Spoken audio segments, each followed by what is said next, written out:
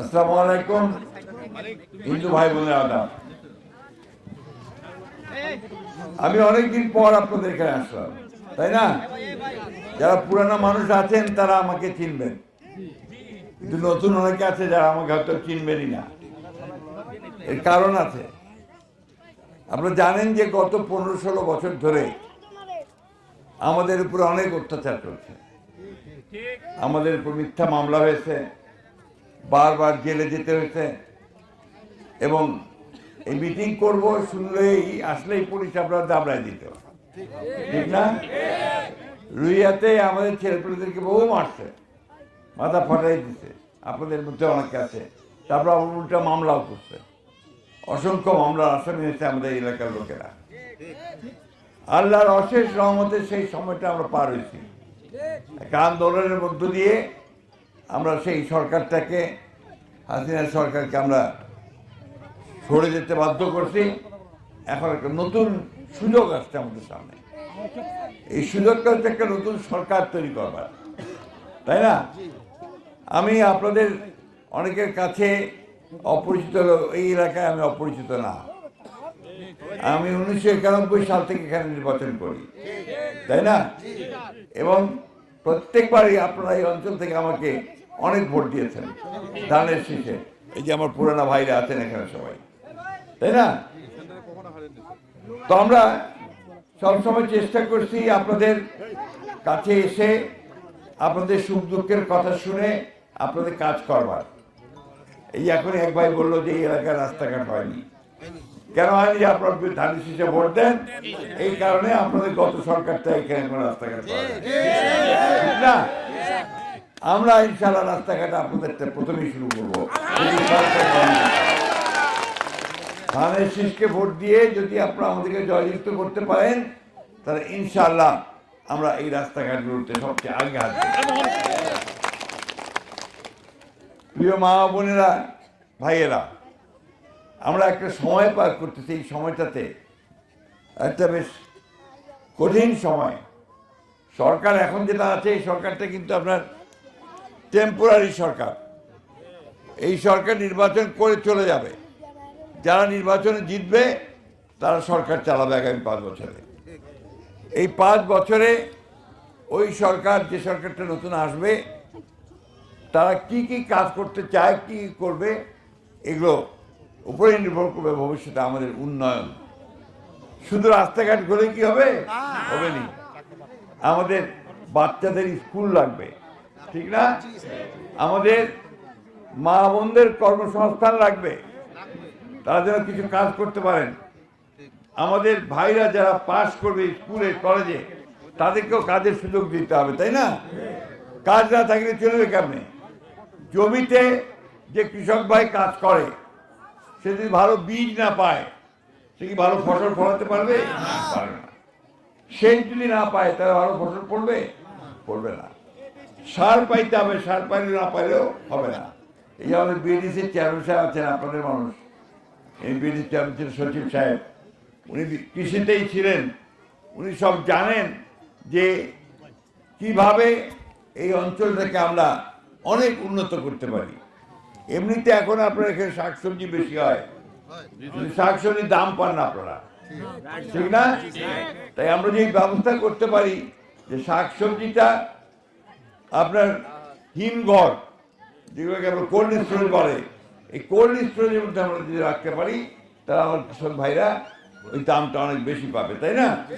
আমরা ওই চিন্তা ভাবনা করতেছি, যাতে করে আমরা এই এলাকার শাকসবজি যা হয়, সেই শাকসবজিগুলোর যারা করেন তারা যেন দাম পান, সেই ব্যবস্থাটা আমরা করতে চাই।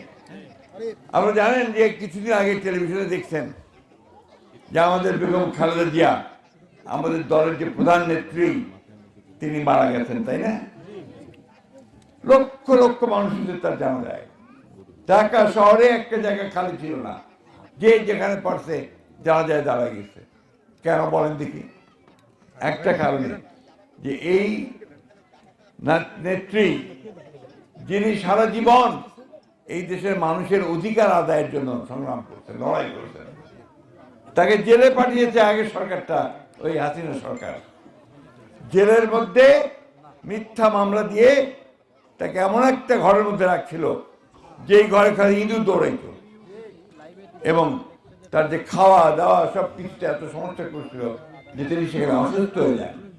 এই অসুস্থ হওয়ার পর 6 বছর অসুস্থ থাকার পরে আল্লাহ তাআলা কিছুদিন আগে তাকে নিয়ে গেছেন।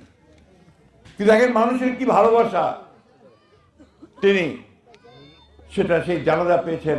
আমার মনে হয় না পৃথিবীতে এইরকম জানাজা অন্য কোনো মানুষ পেয়েছে, লক্ষ কোটি মানুষ পেয়েছে। এবং এই যে খালেদা জিয়া, বেগম খালেদা জিয়া, তিনি কেন এই যে আপনার মা বোনেরা এখানে আছেন, ক্লাস 12 পর্যন্ত বিনা বেতনে পড়ার ব্যবস্থাটাই আমাদের খালেদা জিয়া করে দিয়ে গেছিলেন। কৃষকদের 5,000 টাকা কৃষি ঋণ সুদ সব মাফ করে দিয়েছিল, মনে আছে আপনাদের? এই যে বরেন্দ্র ডিপজলটা কি চালু আছে? পানি পাচ্ছেন? কাঠ দেনে পানি পাচ্ছেন কি? এটাও কিন্তু আমরাই করছিলাম। আমরা যখন কৃষি প্রতিমন্ত্রী ছিলাম তখন এই ডিপটিউব প্রজেক্টটা আমরা এখানে নিয়ে আসছিলাম।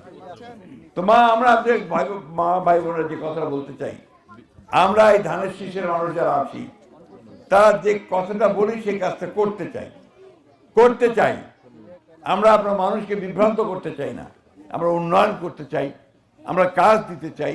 আমরা ইতিমধ্যে আমাদের নেতা তারেক রহমান সাহেব, আপনার তার দেখছেন যে উনি দেশ ফিরে আসার পরে উনি বলেছেন যে তিনি আগামী 18 মাসের মধ্যে 1 কোটি মানুষের কাজের ব্যবস্থা করবেন। তিনি মাদের হাতে একটা কার্ড তুলে দিবেন, আমাদের ফ্যামিলির প্রধান মায়ের হাতে। সেই কার্ডটার নাম হচ্ছে ফ্যামিলি কার্ড। এই কার্ড দিয়ে তিনি সস্তায় ধান, চা, আপনার গম, আটা, রুটি, সুজি এগুলো কিনতে পারবেন। একই সঙ্গে তিনি কৃষক ভাইদেরকে একটা ফার্মার্স কার্ড, কৃষি কার্ড দিবেন, যে কার্ডে বিনিময়ে তিনি আপনার সস্তায় বীজ, সার, সেচ নিতে পারবে। এই যে উন্নয়নের কাজগুলো, এই কাজগুলো কিন্তু আমরা আপনার হাতে নিয়েছি। আপনারা যদি আপনার রাস্তে আমাদেরকে ধানের শীষে ভোট দেন তাহলে আমরা এই কাজগুলো করতে সক্ষম হব। আমাদের আর্থিক অবস্থা ভালো না, তাই না? কিন্তু চিরদিন কি এরকম থাকবে?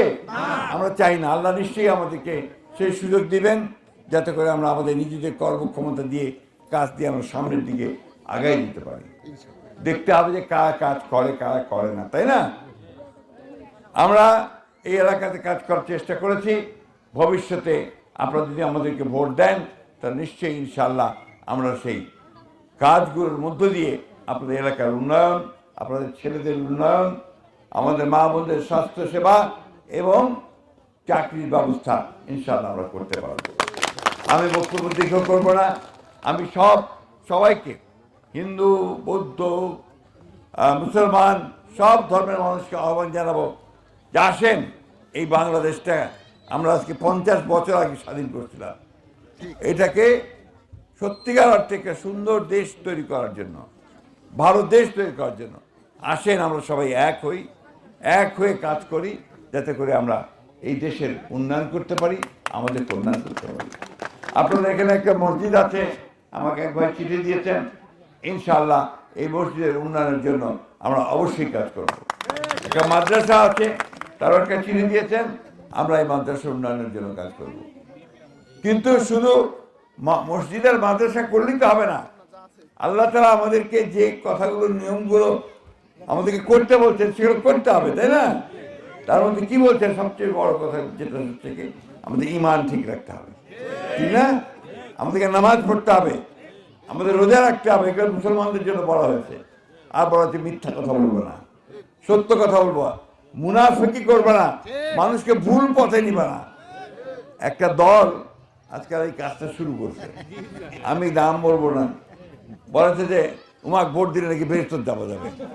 বলেন আপনারা ভালো বলতে পারবেন, ঠিক না? এটা সম্ভব? আল্লাহর তুষ্টি, সন্তুষ্টি যদি না আদায় করতে পারি, আমি কি বেহেশতে যেতে পারবো? তাহলে কোনো মার্কাকে ভোট দিলে যদি বেহেশতে যাওয়া যাইতো তাহলে তো সবাই বেহেশতে চলে যেত, ঠিক না? তো আমি ভাই ওই বিষয়ে বেশি কথা বলবো না।